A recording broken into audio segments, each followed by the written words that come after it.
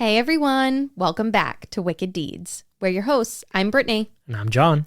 And today we'll be discussing a case that began as an alleged runaway, turned into a search for a missing mother and daughter, and has since been reclassified as a homicide. Today, we're covering the disappearance and possible murder of Grace and Gracie Reapp.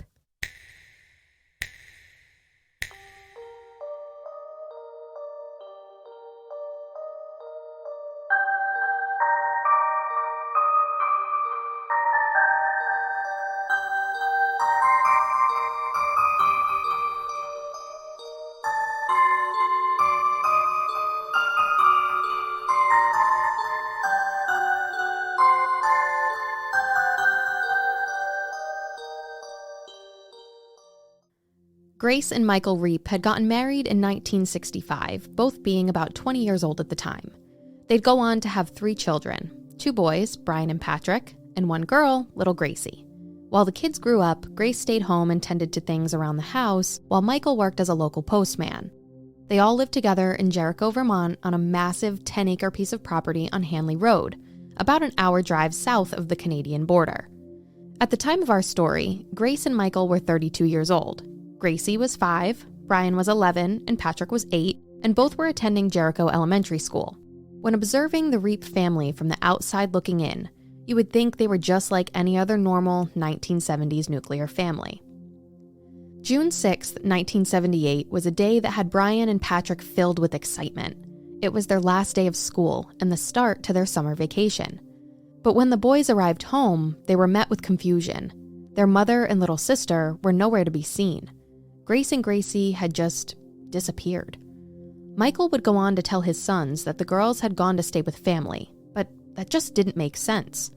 Michael later reported that he had found a note from Grace stating that she and their daughter were leaving and never coming back. Well, which is it? You could look at this in 2 ways. Either Michael lied to the boys as to not worry them, or he's covering something up and both stories are a lie. Me, I'm gonna guess the latter. As time goes by, Michael shows little to no concern for the girls' whereabouts and wouldn't even report them missing until 5 days later, on June 11th, 1978. Do you hear that? Ring, ring, ring, ring. Oh, it's alarm bells. You don't say. I'm instantly questioning why Michael wouldn't have alerted authorities right away, even if there was a note stating their intentions. They had a family together. Don't you think he'd be upset about Grace leaving with their daughter? Yeah, that's suspicious, all right. If the note is true, you'd think you'd be calling police right away. Your wife just left with your daughter, leaving you and 2 other children behind. At minimum, wouldn't you be thinking about the safety of Gracie and want them to be found? Well, who knows what type of mental state Grace could have been in if this were true. I mean, without knowing a ton about the family dynamic, you'd have to assume that this was irrational behavior. But on the other hand, maybe she did have a reason to want to leave. Let's continue. Things start to get really weird when on June 16th, literally just 10 days after Grace apparently left with Gracie, Michael files for divorce. Whoa, what? Already? So first, he waits 5 days to report anything to police. And now, another 5 days later, he's filing for divorce? What the heck is going on? If that's not an indicator that something foul is afoot. Yeah, and to think, I was already suspicious of this guy. Now, I'm even more suspiciouser. What was his reason for wanting the divorce? So, he freaking went on to claim desertion and intolerable severity for his reasons for requesting the divorce. I mean, okay, I guess I can understand the desertion piece if what was written in this note was true, but intolerable severity? Really? What the heck is intolerable severity? I didn't really know either, so I looked it up. And according to barberwaxman.com, it's defined as, quote, when one party persists in misconduct to an extent that causes or threatens to cause injury to life, limb, or health of the other party. Injury can be indirectly caused by grief, worry, or mental distress caused by the party's misconduct, end quote. So, he's essentially saying that by Grace leaving, he's now grief-stricken. Oh, it's unbearable. My wife left me 10 days ago. Barely enough time to look for her, but I'm so distressed. Please grant my divorce. I must move on to stay my heavy heart. Exactly. He's trying to capitalize on her leaving. Ballsy move, buddy. Like, wouldn't you be scouring the earth to try and find your wife and daughter? Calling friends, relatives, anyone that might know something? Give the police time to do their work and hopefully locate the two of them and see what the deal is. Maybe the two of them had a fight and she left for a breather and would be back in a month or two after she's cooled off. Who knows? My question is, even outside of why he isn't looking for Grace and Gracie, is why is he in such a rush to get a divorce? Like, what does that allow him to do, or how does it benefit him? Why would he be pushing to get this done? That's what I was thinking. There must be some ulterior motive here to file for the divorce. So, as you can imagine, pretty soon after Grace and Gracie are reported missing, Michael is questioned by police. During the interview, Michael was asked what happened on June 6th, the day he claims his wife and daughter went missing. Michael goes on to explain that he worked that day, and when he came home afterwards, he saw that nobody was home. He knew the boys to be at school, but expected his wife and daughter to be there. He continues, stating that a short time later, he found the note Grace allegedly left, stating the two left and weren't coming back. Michael goes on to admit that when this all transpired, he made no attempt to contact Grace's family, which is where he believed she would be going. However, it seemed as though his hand was forced when Grace's sister Juliana reached out to him, asking to speak with Grace after not hearing from her for several days. At this time, it seemed like Michael had no good excuse to feed Juliana, which prompted him to finally reach out to police and report the two missing, even though he doesn't seem to believe they're actually missing. He even went on to admit the story he told his sons, that their mom and sister had left to stay with family. These stories, between the note and the lie about the girls staying with other family, seem like pieces to a very poorly executed plan that Juliana had gotten in the middle of. Yeah, if she never called to look for Grace, he probably wouldn't have mentioned a thing to anybody. But wait, it gets even wilder. So, like I mentioned earlier, the Reapps looked like a normal, happy family. But behind closed doors, it appears as though there was some dirty laundry that they didn't want aired out. You see, Michael had been involved in several affairs throughout his marriage with Grace and went on to confess to them when speaking with police. Now, I don't think Michael thought this through because, sure, being a scumbag, cheating piece of crap husband doesn't make you a killer, but it definitely makes police keep their eye on you when your wife and daughter just happen to vanish, while you file for divorce less than 2 weeks later. Yeah, this guy doesn't seem too bright. He's got too many stories, he's giving unneeded information, and it seems, to me at least, that he's digging himself into a hole for no reason. Oh, I'm not even done yet. So, as Michael is admitting to those past affairs, he even decides to reveal that he's currently seeing another woman right now. And the worst part, he concedes that aside from being a cheater, he was also physically abusive towards Grace. Well, no shit, she left and never wanted to come back. That seems pretty believable now. But I'm still fairly skeptical that either of the stories Michael had told are true. He just seems dishonest to me. Well, even with all of this unfavorable crap against him, Michael maintains that he's innocent and had absolutely nothing to do with Grace and Gracie's disappearances. He's devoted to the idea that they deserted him and the boys. Or at least that's what he's telling people he believes. Even so, do we really think anyone is believing him at this point? There's no way that people could look at this story and not reckon that Michael had something to do with this. Where would this 32-year-old mother go with her 5-year-old daughter if not to meet up with other family members? Based on what we learned through the investigation, none of Grace's bank accounts were even touched. No large withdrawals, no new lines of credit, and no apparent use of her social security number anywhere. How do you expect someone to run away and survive without money? I mean, you don't.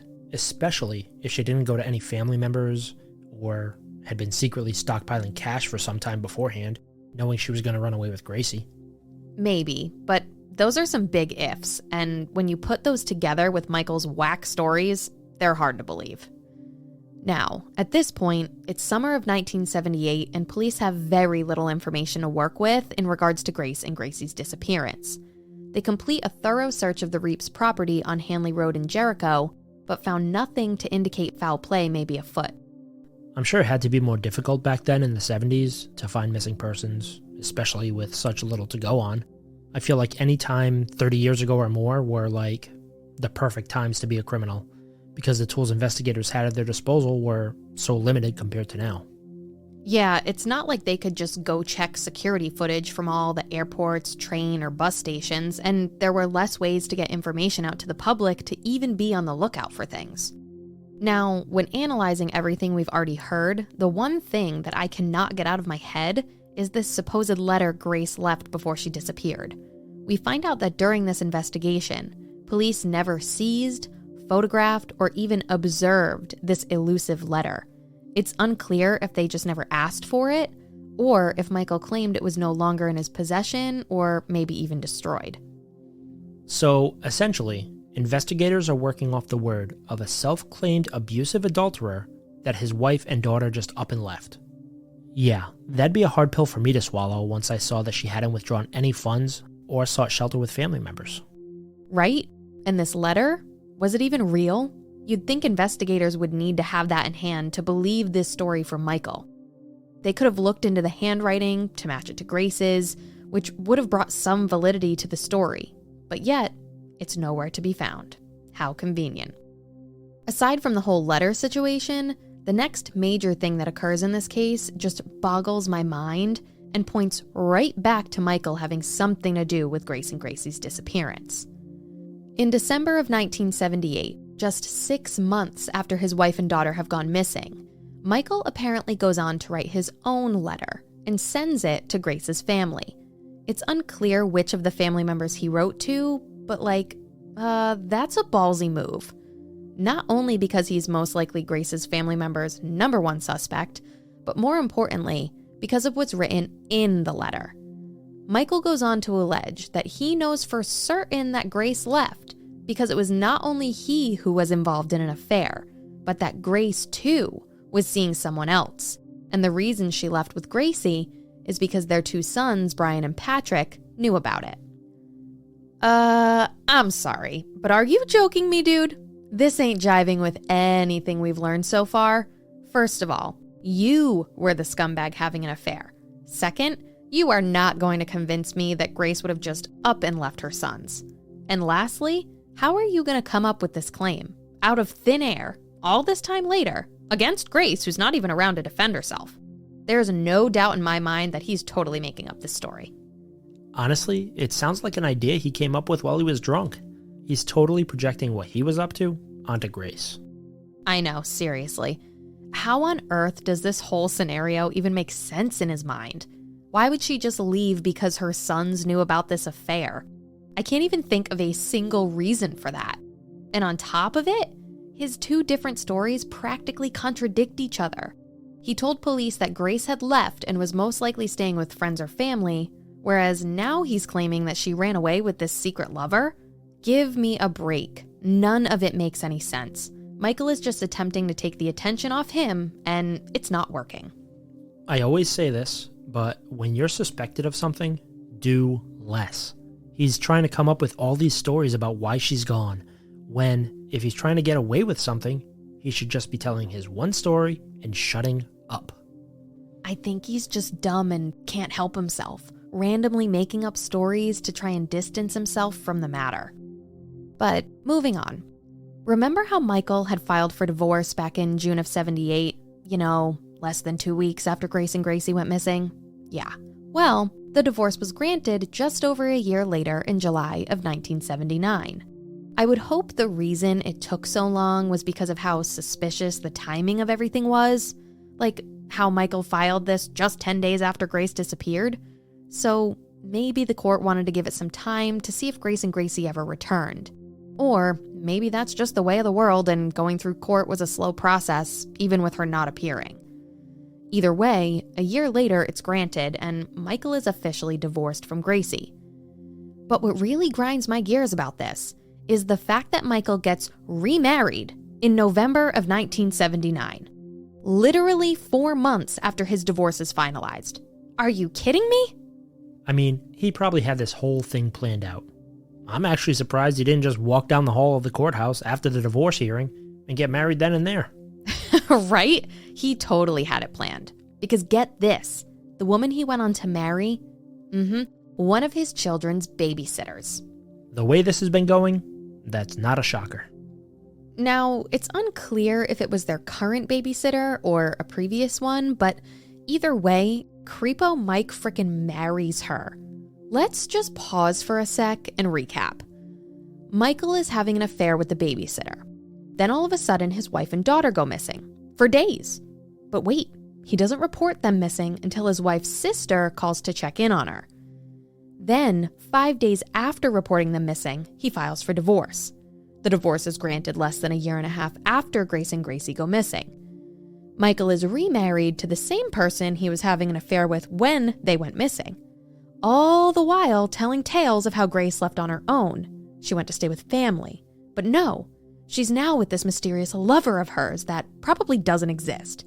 And she did all this while never taking any money out of the bank or seeking help from family. Are we all on the same page here? Sure seems to me like he got rid of his wife and daughter so he could move on with his new life married to this babysitter wife. And that's her new name to us, babysitter wife. I believe her real name is out there, but with it only being mentioned once out of all the information I looked through, I'm unsure how accurate it is. Plus, I like the sound of babysitter wife anyway. Sounds like the name of a straight-to-DVD 90s horror movie. Now starring Drew Barrymore in Babysitter Wife. Oh my god, it really does. It's got a nice ring to it. Babysitter wife. Okay, so at this point, I'm pretty sure we're all thinking the same thing, and police are in on it too. Michael has seemed like their number one person of interest this entire time, and their suspicion must only be growing. They continue to scrutinize everything he does. They keep questioning him, searching his property, but every time they do, they come out empty-handed. As investigators continue to dig deeper into Michael's life, some very interesting information comes to light about babysitter wife. She apparently had gotten pregnant at some point before Grace and Gracie went missing, and Michael made her get an abortion. This guy's a real winner, eh? He clearly didn't want to get caught up in being the dad to another woman's child, at least while his wife was still alive, and if I had to guess, because of this, he forced her to terminate the pregnancy. Michael sure seems like a manipulative, abusive piece of trash. He must have really had his claws in this girl, though, because even after this, she still goes on to marry him. Now, it doesn't seem as though much happens for the next several years after Michael and babysitter wife married in November of 1979. During this time, though, Michael left his career as a postman and started a new job as an air traffic controller at Burlington International Airport in South Burlington, Vermont, which he would end up losing in 1983. While reeling from the loss of his new career, he makes the decision to move him and his family down to Florida. I gotta say, that sounds like the perfect place for him. He's practically a walking Florida man meme already. Right? So now, Michael, babysitter wife, their new baby, along with Brian and Patrick, all moved to Florida to start their new life, while trying to leave behind what happened with Grace and Gracie. There's a fantastic article written in HNGN that includes some great information on the case, including information from family directly. Brian, Grace's son, who was 11 at the time of her disappearance, goes on to state for the article that he had a strange feeling from the beginning and that it appeared to him that things were just off. He goes on to state, quote, "He moved us from Jericho to Big Pine Key in the Florida Keys. It happened so quickly. I missed my mom and my sister, and then I had this new family," end quote. I can only imagine how difficult it must have been for Brian and Patrick. Yeah, I mean, that's gotta be tough. But to hear that this 11-year-old even knew that something was going on just goes to show you that our suspicions are probably accurate. Exactly. I don't understand how Michael can think that these stories he's telling are believable. So, 1985 rolls around and guess what? The unshakable vows between Michael and babysitter wife become shook, and they file for divorce. You mean to tell me that this adulterated relationship, born in the shadows of another marriage, didn't last? I don't believe you. Oh, I can sense your sarcasm all right. It's really not surprising in the slightest. The details of Michael's life after this point are pretty fuzzy, but we know that police still have their eye on him. They continue to talk to him, make it known that he's not scot-free, and probe further into his past to see if they can uncover anything of substance. Yet, of course, Michael just continues to say he had nothing to do with it, and he still believes, after all this time, that Grace left with Gracie and they've been living with family. Cough, cough, BS. There's no way the family that they were supposedly living with wouldn't come forward to say that they know where they are and that they're alive and well. Sorry, Michael, but to me, you're a big fat liar. Well, maybe they wouldn't come forward to him, but they would surely tell the police, who would in turn stop questioning Michael. So the fact that they're still investigating just goes to show that this isn't the case. You're exactly right. As we move forward, 1986 brings renewed hope to the investigation, when the remains of a woman and child were found in Allentown, New Hampshire. Grace's family rushes to provide dental records for her and Gracie in an attempt to match those remains to their loved ones, but unfortunately, they weren't a match. The woman and child found are actually connected to the Bear Brook murder cases. There's a really great podcast that was done covering this topic, which goes in depth into that investigation. If you want to learn more about them, it's titled Bear Brook. But back to our story. With another piece of evidence leading them no closer to finding their loved ones, the hopes of those close to Grace and Gracie are dashed once again, and the investigation peters out. In 1987, police officially reopened the case, which had gone cold without any leads to be worked. Authorities would again search Michael's old property. It seems to me that they had a strong belief that Grace and Gracie are likely deceased, and that their bodies are hidden somewhere on that 10-acre lot. In 1996, police officially reclassified Grace and Gracie's missing person cases as homicides. Now, throughout this whole investigation, all the searches of the property, all the questioning of Michael, the one person who has remained steadfast in their belief of Michael's guilt is Grace's sister, Juliana. Ever since she made that phone call to check in, she's put forth tons of effort to help uncover what happened. From the get-go, Juliana thought Michael's story was BS. She knows her sister and knows that she wouldn't just leave her family like that. Why would she take Gracie but not Brian and Patrick, her two sons? Juliana even says that she believed from day one that Michael had something to do with their disappearance. She states, quote, "I knew immediately they didn't just vanish. I knew they were murdered, and I knew I had to make it my life's mission to find them," end quote. She's been urging police for years to continue investigating their disappearance and has pushed for additional searches of the old property. Through her perseverance, she's convinced police that something wicked had occurred, and once the case is deemed a homicide, investigators return to Hanley Road to excavate the grounds in search of Grace and Gracie's remains. During this time, it seems as though Michael was somehow tipped off that the cops are onto him again. There's some contradictory information out there regarding how he was tipped off, but it appears as though it could have been one of two scenarios. He was either contacted by a reporter asking him for his comment on the reopening and reclassification of the case, or that he was already being questioned by police again. Now, for all we know, both of these things could have been happening simultaneously, but I have a sneaking suspicion authorities had already been knocking on his door. We learn that Michael is asked about that mystical letter that Grace supposedly left, that nobody, outside of Michael, has ever seen. And his response, you ask? Yeah. He tells police he has no idea where that note is now. Convenient. Well, no shit. It's freaking 20 years later. Are they thinking he folded it up and kept it in his wallet all this time? Right? He doesn't care. He filed for divorce 10 days later. Police should have asked to see this letter in '78, not now. That's the first thing I'd be asking for. Hello, officer. My wife ran away with my daughter, and she left a note saying they're never coming back. Okay, sir. Can I see the note? Well, could he have been like, it was a private note to him and he didn't want to reveal its contents, and now, because police are investigating a homicide, they could force him to turn it over? I don't know about that one. I think that if you're responding to a missing persons, and essentially a child abduction, and the reporting party says that a note was left behind, it's their obligation to produce it as evidence in the investigation. Yeah, I figured as much. I just can't imagine how they could have overlooked getting this letter. Now, at this point, I think we can all assume that police are starting to close in on Michael. He just seems a bit more nervous than usual. Maybe he's thinking that investigators have finally found something on the property to incriminate him. And turns out that assumption seems right, because you know what Michael does when the pressure mounts? He flees. Yup, just up and leaves on October 26th, 1996. He'd been living in Jupiter, Florida with his new lady, which was now his third wife. Yep, you got that right. After divorcing babysitter wife, he couldn't help himself and remarried at some point in the early to mid-90s. So Michael just up and leaves town, never to be seen again. The script is flipped, and now he's gone and done the same thing he accused Grace of doing all those years ago. At this point in the story, Brian is Michael's last remaining child who has maintained contact with him throughout the years.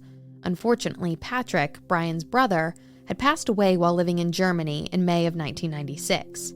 In November of 96, Brian reports his father missing.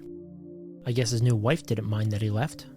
Well, police must have thought the same thing and went on to say that her not reporting anything was, quote, very telling. I can only guess that she was thrilled when he left. I'm sure Grace wasn't the only wife he'd abused. She probably hoped he wouldn't come back and decided not to say anything. Now, as for Brian, you might think that he'd be happy Michael was gone after all the crap he'd pulled. But no, he wanted his father found, and for good reason. Brian states, quote, "I filed a missing persons report. I couldn't let him get away," end quote. It's clear that he had a strong belief that Michael was responsible for the disappearance of his mother and sister, which altered their entire family's life forever. I totally understand where he's coming from. Regardless of Michael being his father, he is not a good man. I commend Brian for seeing it for what it was and filing that report. Once Michael is reported missing, police began scouring the area for any evidence of foul play being involved. But, spoiler alert, there's none. Michael's car would be discovered in the parking lot of a New Orleans, Louisiana airport in December of 96, just a little over a month after he'd vanished. It's reported that based on the search of his vehicle, the only thing he brought with him were his toothbrush and cigarettes. Nothing like ensuring good oral hygiene while ripping butts. Right? I was like, really? Those are your necessities, dude? But the main thing that throws me off on this is, did you not need a frickin' ID to fly back in 96?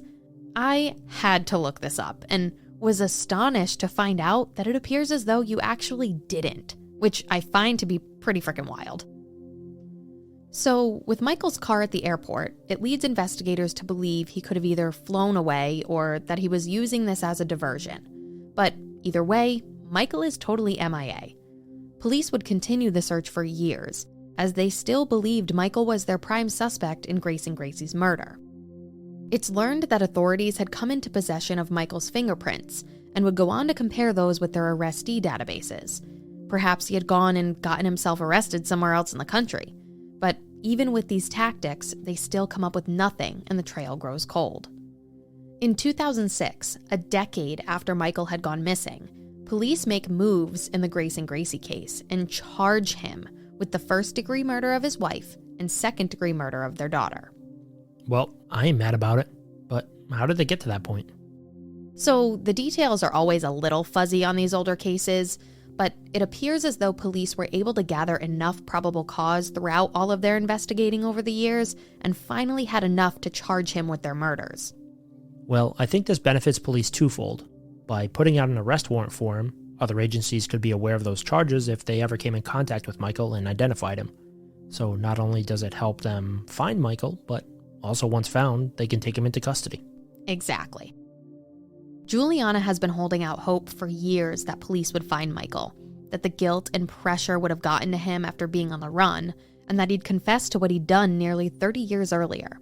Unfortunately, these hopes wouldn't become a reality. In 2010, just 4 years after the arrest warrants were issued, authorities, and shortly thereafter the public, are stunned by new developments in this case. Michael Reapp is dead, and has been since 1997. Let me take you back to when Michael went missing at the end of 1996 and give a rundown of the events that led to his death. So, we know he up and leaves on October 26th, and then Brian reports him missing in November that same year. Just a month later, Michael's car is found in New Orleans, and he's never seen or heard from again. Well, apparently, after he leaves New Orleans, and honestly, still unclear how he left, he makes his way across the entire freaking country to Arizona. Homie couldn't get far away fast enough. That right there shows me he's guilty AF. But anywho, on January 10th, 1997, Michael makes the dumb decision to steal someone's car. And by this point, we all know he's not the brightest guy. So he ends up carjacking someone at gunpoint, taking the vehicle owner with him. So technically, it's not only an armed carjacking, but also kidnapping. Good move, Mike. Real winner here, folks.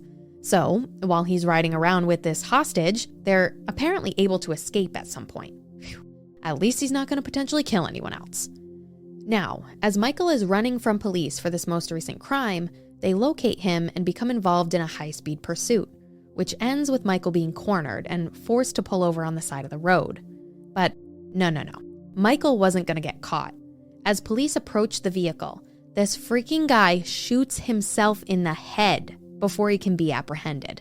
I guess that answers any questions we had regarding his guilt. For real. Dude's totally guilty. This just solidifies it, at least for me. So now, Michael is dead in Arizona, and police in Vermont are none the wiser. But why not? Didn't they have his prints and were checking databases and all that jazz? Yeah, they were. But remember how I mentioned that Michael had left his car in that airport parking lot in Louisiana? And that all he took was his cigarettes and toothbrush? Yeah, that means this guy hasn't had his ID on him all this time. So when they take his body in after he kills himself, they really have no way of knowing who he is or where he's from. I mean, he literally lived across the country. So Michael is buried in an unmarked grave in Yuma, Arizona, marked as a John Doe for literally 13 and a half years. Wild, right? So wild. But how did they end up finding or identifying him after all this time? I'm glad you asked. It's reported that there may have been some sort of issue with the fingerprint card Jericho PD had on file for Michael, and that had made it difficult for authorities to obtain a match. Because of this, and once the local PD was pretty much at a standstill, they brought in the FBI to assist in attempting to find Michael Reapp. It appears as though they had the available resources, because just a short time after the FBI was brought in, they located Michael as the deceased John Doe in Yuma, Arizona, who had been dead for nearly 14 years. I can only imagine the frustration Grace's family felt when learning of Michael's death, but also, I'm sure, a twisted sense of relief. Michael's son Brian states, quote, "There was a little bit of closure in knowing he wasn't going to keep running and get away with it, but I still don't have my mom and sister," end quote. Not only Brian, but Juliana and her son Chris, who was Grace and Michael's nephew, also have strong opinions on Michael's death. Chris states, quote, "I'll tell you right now, I couldn't have been happier to see him dead. I was afraid he'd whack my mother or show up someday," end quote. Chris had been close to the Reapp family for years, but I can totally understand where he's coming from, thinking that Michael could show up and come after his mother for the war she'd been waging against him. I can absolutely see where the fear of Michael would come from for Chris, but Juliana, that woman was and still is a badass. She fought for years for justice for her family and is still pushing to this day in hopes that they'll find Grace and Gracie's remains. Juliana would go on to get a job as a police dispatcher in Connecticut and would use her time not on the job to investigate her sister's case. I'm sure working at a police station had its perks when trying to get info. She went on to work closely with the Jericho PD, and together, they've come up with a theory of what they believe happened on June 6, 1978.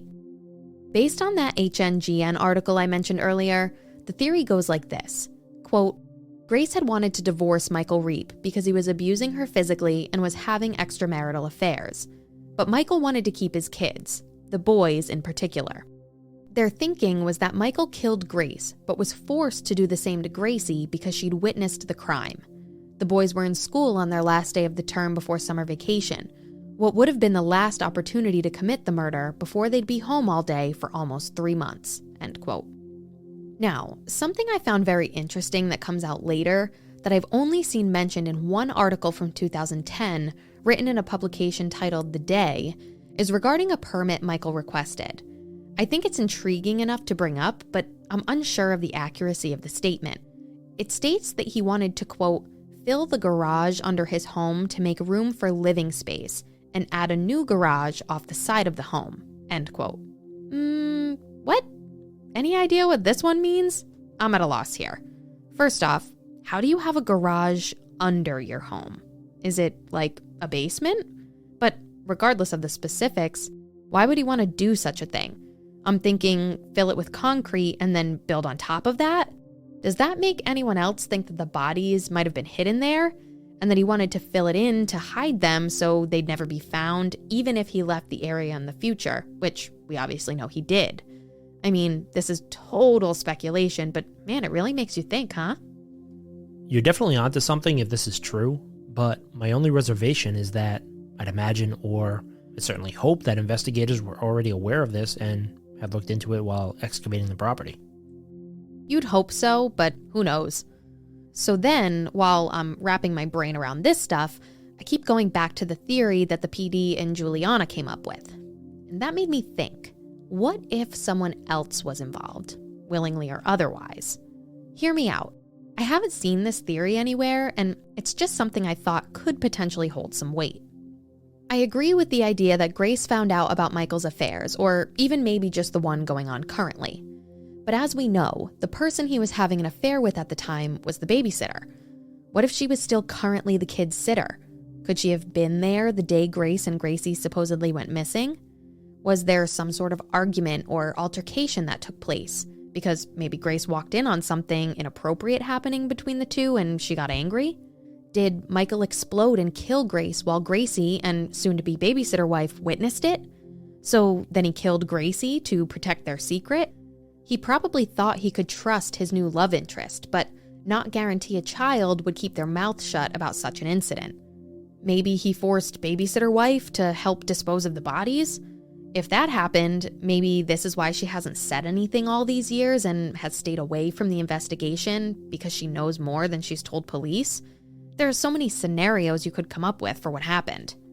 I could totally see this happening. And then, after Michael's divorce was finalized, the two married over the bond of what they had done. We actually find out later that babysitter wife was afraid of Michael. In that same HNGN article written in 2014, it states, quote, "She was too afraid to talk or even get involved for fear that Michael might harm her or the child they had together," end quote. We know they got divorced just a few short years after they married. Was that because Michael had no more use for her after scaring her out of talking? That's certainly a possibility, but I think that if babysitter wife was involved and still hasn't come forward after Michael's death, it's because she's either involved in killing the two or disposing of their bodies and she doesn't want to get involved any further. That's along the lines of what I was thinking. Maybe she just doesn't want to implicate herself. But who knows? I'd assume police would be willing to offer her a deal for any information she could provide. Another thing that really gets me thinking is that it's been 43 years since Grace and Gracie went missing, and their remains have never been found. This has to do with where they were buried. Investigators have done countless digs on the Reapp's 10-acre property in Jericho and have never found anything indicating their remains are buried there. Well, didn't you say the Reapp's property was only a short distance from the Canadian border? What if Michael and babysitter wife drove to a location near the border and then hiked to a spot just outside the U.S. where they could bury the bodies? That's what I was wondering. Have Vermont police ever partnered with the Canadian police? I mean, it definitely seems like a good idea when trying to hide the bodies. But then I think, was there enough time to get there and back after committing the crime? Remember, the boys were in school, but were coming home around early afternoon. It'd take at least an hour to get there, and an hour back. And something else that stuck out to me was a comment made by Brian. He mentioned that his mother was heavyset, and that there's no way Michael, who was of a smaller stature, could have had the time to dispose of the bodies anywhere else other than their property on Hanley Road.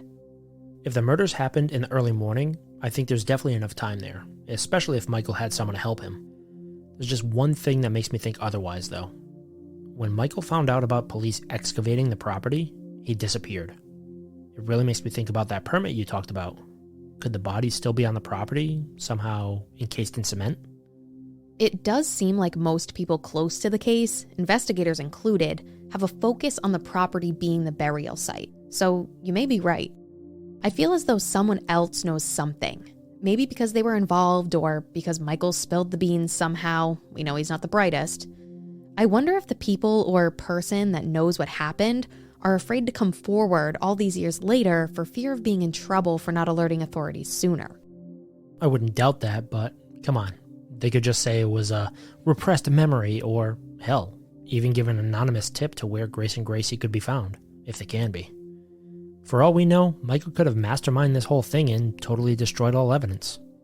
Who knows? This whole scenario is wild, and until Grace and Gracie are located, you can come up with a million different ideas as to what happened. For years, Brian Reapp, the only surviving son, Juliana, Grace's sister, and Chris, Grace's nephew, have all been seeking answers to the mystery surrounding Grace and Gracie Reapp's disappearance. The fact that their remains have yet to be found is just unfair. Brian has struggled for years with the frustration of not being able to bring his mom and sister home. He states, quote, "I just want to give them a proper burial. They deserve that. We deserve that," end quote. It's reported that Brian has had a troubled life ever since the two went missing, and at the time of the HNGN article he was interviewed for, he was 47 years old and unemployed. He's had difficulty getting back to Vermont due to these hardships, and has been living in Florida for all these years since Michael moved the family down there. Brian states, quote, "I don't have money right now, but I need to get back to Jericho. I have a good feeling about where they might be in the woods. From what I was told, some people who live there say the woods have now been cut down, and it should be easier to find them," end quote. As he remains loyal to the belief that his father committed this crime, I hope he's able to get back to Jericho one day to find the answers he's looking for. Aside from the misfortunes Brian has faced through the loss of his mother and sister, there seems to be an eerie aura surrounding the Reapp family. Brian's grandfather, Benjamin, was arrested in the past regarding allegations of molestation against a minor child while living in Florida. Not only that, but apparently there have been rumors floating around for years that his grandfather also killed his wife back in the 80s, after Michael is believed to have killed Grace. I believe Benjamin is Brian's paternal grandfather, so in turn, he's Michael's dad. I guess it runs in the family then, huh? Two men in the same family both kill their wives? This can't just be a coincidence. Juliana, Grace's sister, has been the biggest advocate throughout this entire investigation. She has coordinated quite a few of the digs and excavations that have taken place on the Hanley Road property for years. It's been reported that Juliana would do anything to find her sister. She even went as far as hiring a psychic to assist in finding their remains. It's reported that the medium had sent Juliana an email stating that they, quote, "felt the presence of evidence near the Reapp home in Vermont," end quote. Oh, like where the police have been looking for years, which has probably been reported on the news? I know. I don't fault Juliana one bit for going this route. When you're running out of ideas, you've got to try everything. But this brings me back to my frustration with psychics. This is the most generic email anyone could ever send about where they think the remains might be. Like, really? How about some specifics, buddy? Give me a freaking break. This just aggravates me to no end, because clearly this family is grasping at straws, trying to do everything they can to find their loved ones, and this psychic just shoves themselves in there? All for what? A little bit of recognition or money? Bullshit, in my opinion. After all these years, Grace and Gracie Reapp deserve what Brian and Juliana have been fighting for decades, a proper burial. Grace was a wonderful, kind mother, and Gracie was the happiest little girl who loved her mom so much and enjoyed playing outside on their large property in Vermont. There have been over 25 digs on the property since they went missing in 1978, with investigators using ground-penetrating radar alongside help from the FBI evidence response team. While police stay committed to finding the remains of Grace and Gracie and closing this case, one quote from Detective Sergeant Ed Meslin rings true. He says, "Sometimes it just goes back to digging holes in the ground." If you have any information regarding the disappearance or murder of Grace and Gracie Reapp, or any knowledge of where their remains are located, please contact the Vermont State Police at 802-244-8781.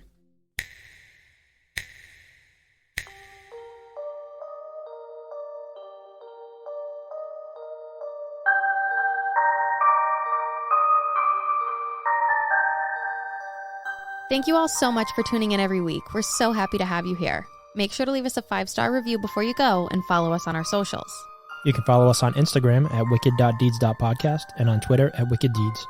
Don't forget to visit our website, wickeddeedspodcast.com, to take a look at any photos from this episode and view our source material. But most importantly, tune in next week for an all-new episode.